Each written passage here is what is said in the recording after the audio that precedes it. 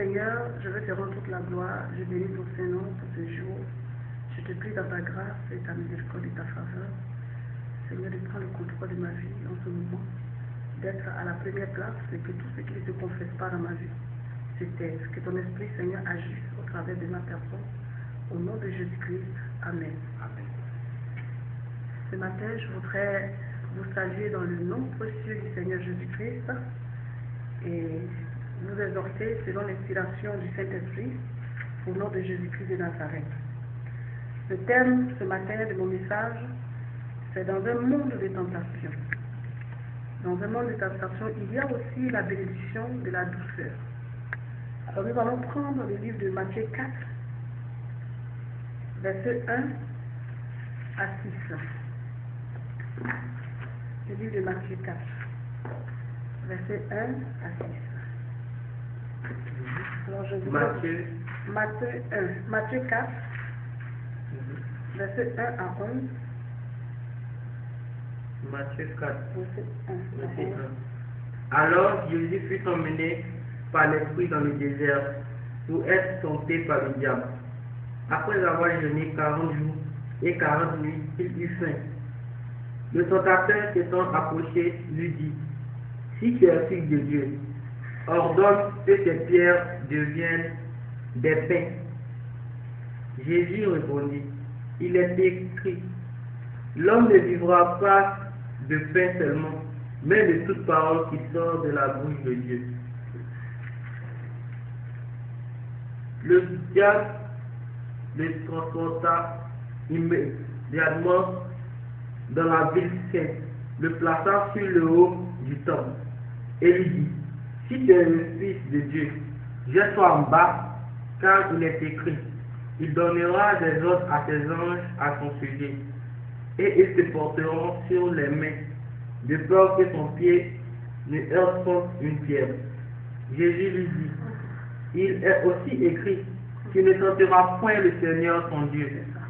Le diable le transporta encore sur une montagne très élevée, lui montra tous les royaumes du monde et leur gloire, et lui dit, je te donnerai toutes ces choses si tu te prosternes et m'adores. Jésus lui dit, retire-toi Satan, car il est écrit, tu adoreras le Seigneur ton Dieu, et tu le serviras lui seul. Alors le diable le laissa, et voici des anges vinrent auprès de Dieu et le servirent. Amen. Ce matin, notre texte est basé sur le livre de Matthieu 4, à partir du verset 1 et 11. Et tout à l'heure, nous allons lire le livre de Matthieu 5, verset 1 à 12. Comme je le disais, nous sommes dans un monde de tentation. Et un monde où la tentation est grande et pointueuse. Très pointueuse. Mais il y a aussi la bénédiction de la douceur. Je vais vous dire tout à l'heure, malgré cette tentation, dans le livre de Matthieu 4, du verset 1 à 11, nous avons vu le Seigneur Jésus-Christ dans un moment de jeûne, de 40 jours de jeûne et 40 nuits de jeûne, a été transporté dans le désert pour qu'il soit tenté. Et c'est l'Esprit de Dieu qui le transporta pour qu'il soit tenté. Mais la Bible déclare que lui, en tant que fils de Dieu, a vécu cette épreuve, mais il n'a pas fléchi devant le ennemi. Pour dire quelque part que nous, enfants de Dieu, qui avons reconnu le Seigneur, Jésus-Christ comme notre Seigneur et Sauveur personnel, nous devons suivre son exemple. Nous savons que cela est difficile, mais nous avons quelqu'un qui peut véritablement nous aider et quelqu'un qui peut aussi nous soutenir à sortir de ces épreuves. C'est ça le même Dieu qui dit quand nous sommes tentés quelque part que nous devons fuir. Je crois que quand nous sommes tentés, nous devons fuir les tentations. Ce matin, je viens vous apporter cette bonne nouvelle. Qu'il y a aussi la douceur de la bénédiction. Parce qu'après cette tentation, quand Jésus a vraiment vécu cette tentation, il est passé par cette épreuve. La Bible déclare que le Seigneur a envoyé, l'Éternel Dieu a envoyé des corbeaux, a envoyé de la nourriture pour que véritablement il puisse manger, il puisse boire. C'est-à-dire que quand nous avons une grande épreuve devant nous, une grande tentation, nous devons faire appel au Seigneur, afin que, à la fin de cette tentation, et nous ayons la victoire, afin que la provision nous parvienne dans le nom de Jésus-Christ de Nazareth. Amen. Les tentations, comme je vous le disais, sont très pointueuses. Jésus-Christ Oui, un autre exemple pour résister et vaincre les tentations qui sont constamment sur nos chemins et deviennent des chemins montueux. Et très souvent, nous devons les fuir. Très souvent, nous devons les fuir. Ça devient des chemins montueux. Parce que pour une personne qui vit, par exemple, dans la misère, peut être tentée par les diables. Et dans cette épreuve, dans cette difficulté, nous pouvons certainement tomber dans cette tentation parce que nous n'avons pas de solution. Mais je voudrais vous dire, chers bien-aimés, que le Seigneur Jésus-Christ est la solution à toutes nos difficultés, à nos problèmes. Un enfant de Dieu, celui qui est né de nouveau et qui a le Saint-Esprit en lui, peut véritablement demander le secours de l'Éternel. N'est-ce pas lui qui dit dans le livre de Psaume 50 à partir du verset 15, invoquez-moi dans votre détresse et je vous répondrai. Je vous délivrerai et vous me glorifierez. Oui, le temps est arrivé dans ce monde que nous crions à notre Seigneur Jésus, que nous crions à notre Père pour que la tentation s'éloigne de nos vies au nom de Jésus-Christ de Nazareth. Parce que nous ne pouvons pas vaincre cette tentation de nos propres forces. Oui, parce que la chair est touchée.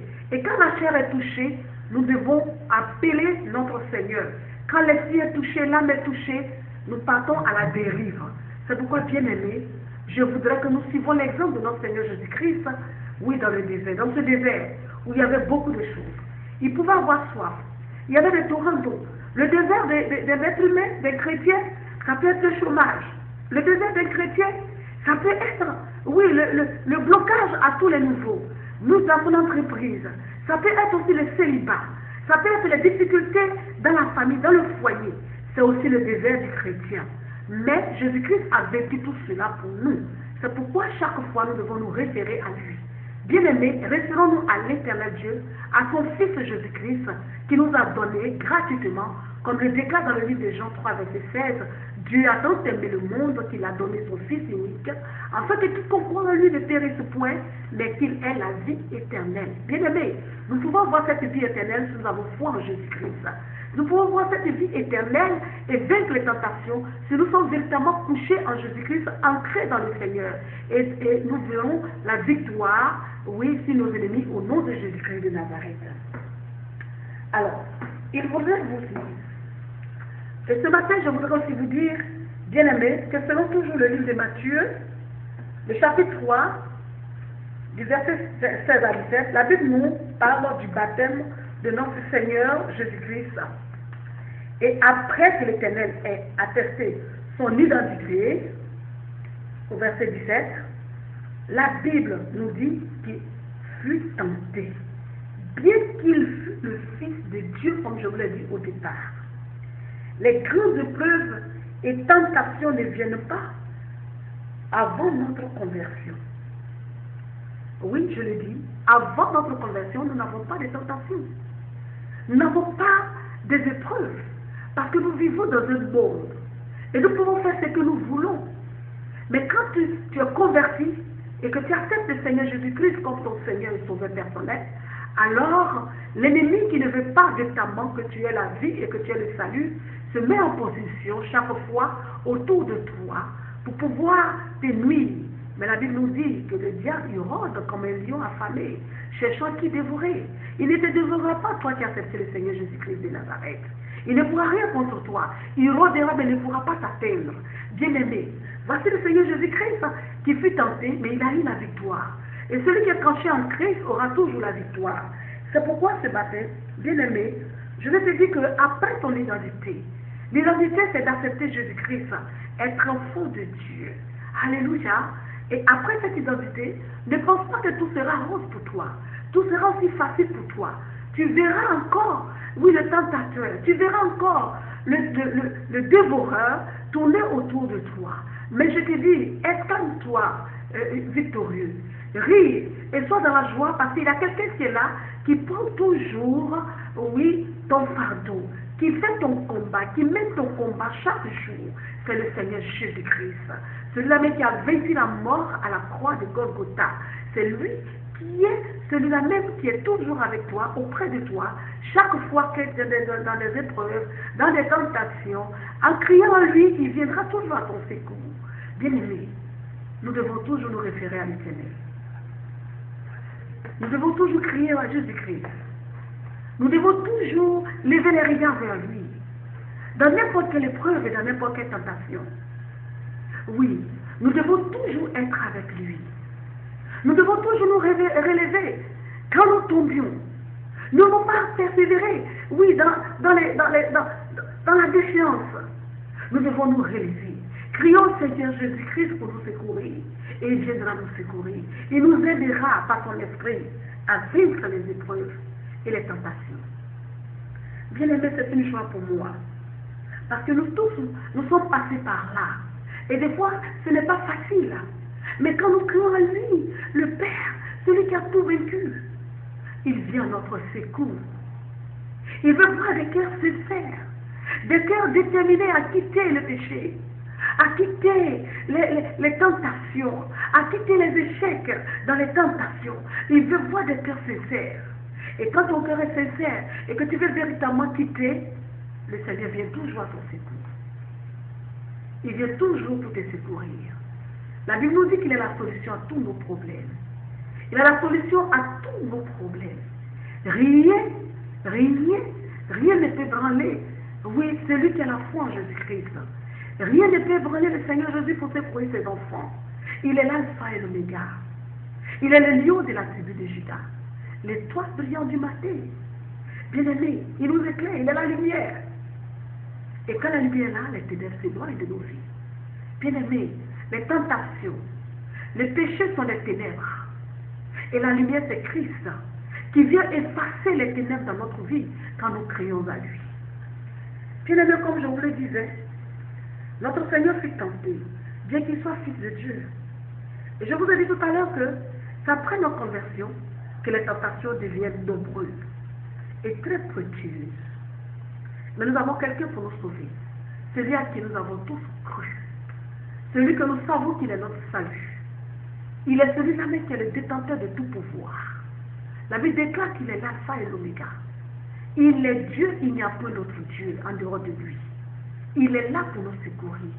Tout pouvoir lui a été donné, que ce soit dans les cieux, que ce soit sur la terre, sous la terre, dans les eaux. Tout pouvoir lui a été donné. Et il a la capacité de vaincre nos adversaires. Il a la capacité de nous donner la force et le pouvoir, comme il a donné à ses disciples, d'aller partout le monde pour prêcher la bonne nouvelle, de baptiser au nom de Dieu le Père, Dieu le Fils, Dieu le Saint-Esprit, et de délivrer ceux qui sont véritablement affligés, possédés. Oui, le Seigneur a donné ce pouvoir à ses enfants, à ceux qui sont ses disciples, à ceux qui croient en lui, à ceux qui pensent qu'il peut quelque chose pour eux, à ceux qui ont foi en lui. Bien-aimés, ce matin, je voudrais t'exhorter que la tentation a une solution. Et la solution de la tentation, c'est Jésus. C'est Jésus-Christ de Nazareth. Après notre engagement au Seigneur, Jésus-Christ, alléluia.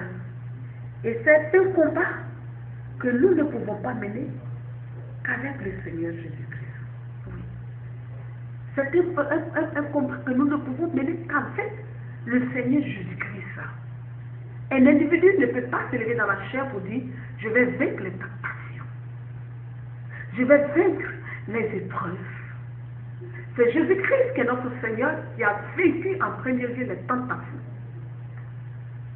Et si nous sommes cachés en lui, nous aurons la victoire sur les tentations. Fortifie-toi, bien-aimé. La tentation dans laquelle tu te trouves, les épreuves dans lesquelles tu te trouves, ont une solution, ont un maître qui est au-dessus de tout. Oui, ce maître, quand il ordonne, personne ne peut désordonner cela. Il ordonne que la tentation te quitte. Il ordonne que les épreuves s'éloignent de ta vie. Il te donne la force de les vaincre. C'est Jésus. Alléluia. Amen. C'est Jésus-Christ qui nous a donné la liberté. Et c'est avec lui que nous pouvons mener ces combats. Étant esclaves auparavant, dans la servitude, je veux dire l'esclavage spirituel, dans les ténèbres, comme le peuple de Zabulon, et de Naphtali, de la contrée voisine, de la mer du pays au-delà de Jourdain. Oui, au verset 16, la Bible nous dit que ce peuple assis dans les ténèbres a vu une grande lumière, et sur ceux qui étaient assis dans la région de l'ombre de la mort, la lumière, comme je vous l'ai dit, s'est levée. Cette lumière représente le Seigneur Jésus-Christ, qui est rempli de compassion et d'amour pour toi, pour ta nation, pour ton foyer, pour ta personne. Oui, Jésus-Christ est cette lumière qui éclaire les ténèbres. Jésus-Christ est cette lumière qui éclaire les ténèbres de nos pensées, qui éclaire les ténèbres de nos cœurs, qui éclaire les ténèbres de notre âme. Bien-aimés, des fois, étant affligés, étant vraiment dans les difficultés, nous vivons dans les ténèbres. Nous pensions qu'il n'y a pas de solution. Quand nous sommes dans les tentations, nous pensions qu'il n'y a pas de solution, qu'il n'y a personne pour nous secourir dans les épreuves que nous traversions, dans les tentations que nous vivons, dans les difficultés que nous vivons. Mais je vous assure, bien-aimés, qu'il y a une solution, c'est Jésus-Christ de Nazareth. Je vous donne un témoignage, moi qui suis là. Il fut un moment où j'avais tout perdu. Celui avec qui je vivais, je l'avais perdu. J'ai perdu le père et les enfants. Je pensais qu'il n'y avait plus de solution. Je pensais que la vie était arrêtée. Parce que non seulement que j'ai perdu, mais j'ai perdu tout ce que j'avais de bien comme matériel, comme argent. J'ai tout perdu. Mais il y a quelqu'un qui est venu vers moi et qui m'a dit, je suis là pour toi, ma fille. Je te tends la main, il y a une solution. Viens à moi. Je vous assure que ce n'était pas facile pour moi d'accepter le Seigneur. Parce que dans les difficultés, c'est dur. Mais quand j'ai fait cette expérience, je vous assure, me voici aujourd'hui devant vous, en train de vous parler de la parole de Dieu. Aujourd'hui, Dieu, dans son infinie bonté, m'a appelé à lui, à le servir. Et c'est une grâce pour moi. C'est une grâce de partager mon expérience avec beaucoup de personnes. De partager mes témoignages avec beaucoup de personnes. Parce que personne ne savait que je pouvais vivre. Je suis tombée dans des maladies, dans des comas. Je suis tombée dans des difficultés. Donc aujourd'hui, me voici devant vous. Je vis par Jésus-Christ de Nazareth. Je vis parce que j'ai pu vaincre des épreuves. Je vis parce que j'ai pu vaincre des tentations. Je vis parce que je suis devenue une nouvelle personne en Christ. Alors je vous dis, bien-aimés, il y a la solution à tout. Il y a une solution dans le Seigneur Jésus-Christ. C'est non si merveilleux, si grand. C'est non si précieux, qui est resté d'éternité en éternité, des années, des siècles, sans feu. Laisse de l'oublier cela. Il est, il sera éternellement pour toi. Toi qui es couché, toi qui m'écoutes, toi qui es dans ta maison, toi qui es dans ton foyer, partout où tu te trouves, toi qui as perdu ton emploi, toi qui cherches un mari, toi qui cherches des enfants, je te dis que la solution est en Jésus. Ne sois pas tenté par certaines situations, par des pratiques qui ne glorifient pas Dieu. Jésus-Christ est la solution. Alléluia. Bien-aimé, c'est tellement que tu es une femme comme moi, seule, célibataire. Tu n'as personne pour t'aider. Tu n'as personne pour payer ta maison, tu ne travailles pas. Tu es obligé peut-être d'aller avec des hommes pour te souiller le corps, pour pouvoir voir des guides. Je te prie d'arrêter cela. Viens au Christ et tu trouveras la solution. Le voici, je suis une femme. J'ai élevé mes enfants seuls. Ils sont grands. Le Seigneur m'a aidé. Le Seigneur m'a soutenu. Je n'ai pas eu recours à la prostitution. Mais le Seigneur a touché les cœurs. Oui, de bonne volonté. Des personnes de bonne volonté pour me soutenir. C'est vrai que des fois, il y a des difficultés. Mais quand nous pensions que cela est dur, que nous n'avons pas de solution, c'est là que le Seigneur vient à notre secours. Quand nous pensions que c'est dur et que nous sommes tentés à faire certaines choses, c'est là que le Seigneur vient à notre secours. je t'interpelle, bien-aimé, que dans la situation dont tu te trouves, je ne sais pas, mais la solution c'est Christ, Jésus-Christ, le roi des rois, celui qui a eu la victoire sur l'ennemi, celui qui a vaincu la mort à la croix de Golgotha, celui qui a pris tes fardeaux, toi et moi, à la croix de Golgotha, celui qui s'est livré à la mort pour que toi et moi nous vivions, pour que nous, toi et moi, ne soyons plus en paix, c'est Christ, Jésus.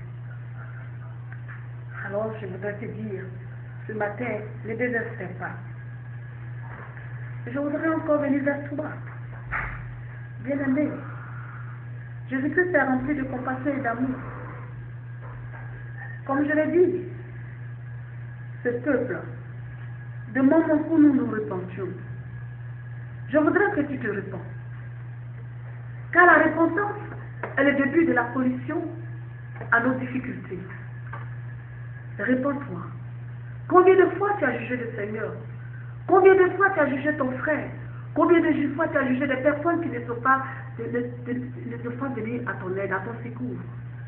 Combien de fois des gens que tu as aidés, soutenus, t'ont délaissé? Combien de fois des gens qui t'ont fait du bien t'ont laissé tomber dans les moments difficiles? Bien-aimés, ils te laisseront toujours, car ils n'ont pas Christ en eux. L'homme a été fait ainsi. Il y a des ingrats, il y a des reconnaissants. Mais la seule personne qui est reconnaissante, c'est Christ Jésus. Parce que c'est lui qui nous a créés, c'est lui qui a pris nos fardeaux à la croix. C'est lui qui a pris nos fardeaux. Comme Ésaïe 54, à partir du verset 5, nous dit. Oui, il a été frappé pour nos péchés, brisé pour nos iniquités. Et le châtiment qui nous donne la paix est tombé sur lui. Et par cette méthode, nous sommes guéris. Bien aimé, cette guérison n'est pas aussi corporelle. Cette guérison est corporelle, mais elle est plus profonde parce qu'elle va jusqu'à dans l'âme, dans l'esprit. Bien aimé, Jésus a la capacité de guérir ton âme qui est affligée, qui est malade, qui t'empêche de voir la lumière. Il va en profondeur de notre âme, de notre esprit, de nos pensées, pour nous libérer de la captivité de l'esclavage, parce qu'il a déjà payé le prix. Le châtiment qui nous donne la paix est tombé déjà sur lui. Crie à lui. Crie à lui. Il viendra te sauver. Ne désespère pas. Ne te laisse pas abattre. Ne te laisse pas abattre, bien-aimé. Laisse-toi conduire par le Saint-Esprit. Oui, Jésus est la solution. Jésus est la solution à nos tentations, à nos difficultés, aux chemins montueux qui sont au-devant de nous. Jésus a la capacité de les aplanir. Oui, il a la capacité d'arrêter la tempête qui est dans ta vie. Il a la capacité d'arrêter le tourment que tu vis. Il a la capacité d'arrêter les épreuves que tu traverses. Il est la solution. Accroche-toi à lui et jette un regard sur lui. Dis-lui, Seigneur, je les regarde tourner vers toi. Viens à mon secours. Il entendra cette petite voix qui ne peut même pas sortir audiblement comme je le confesse aujourd'hui. Une voix interne, la voix de ton âme et de ton cœur. Jésus-Christ viendra te secourir, te répondra. Bien-aimé, voilà ce que je voulais te dire. Alors, réponds-toi. Pour récupérer ce qui a été volé depuis des années. Dans le livre de Joël 2, le verset 25 nous dit que des années ont été dévorées par les gilets, la sauterelle, etc. Des années ont été dévorées, des années de victoire, d'abondance, de joie. Tu n'as pas connu cela. Tu n'as pas connu cette joie parfaite dont le Seigneur nous parle. Et c'est lui qui la donne. Tu n'as pas connu cette paix parfaite. Elles ont été dévorées. Mais je veux te dire, bien aimé, il n'est pas trop tard. Tu peux encore retrouver cela par le Seigneur Jésus-Christ de Nazareth. Les années qui t'ont été dévorées, le Seigneur peut te les donner. Remets-toi en ses mains et confesse-toi. Dis-lui, Seigneur, je suis là pour toi. Dis-lui, Seigneur, je suis fatigué. Il dit dans sa parole, venez à moi, vous tous qui êtes fatigués et chargés, je vous donnerai du repos. Bien évidemment, le repos se trouve en Jésus. Le repos se trouve dans le Seigneur Jésus-Christ de Nazareth. Il te donnera ce repos, certainement. Et je crois qu'il le fera. Parce qu'il a fait aussi pour moi. On l'a fait au travers de moi pour beaucoup de personnes, pour ma famille. Ils ont ce repos réellement. Crois en cela, il le fait dans ta vie, dans lui, ta vie. Dis-lui, Seigneur, mais voici, prends-moi. Tu verras que ce repos viendra dans ta vie. Ce repos dont tu recherches. C'est tellement que ton repos, c'est le mariage. C'est tellement que ton repos, c'est la guérison. C'est tellement que ton repos, c'est une difficulté que tu traverses. Bien-aimé, Jésus a la solution à tout cela. Il est le Père de tout sortes de repos. Il a la capacité de le faire.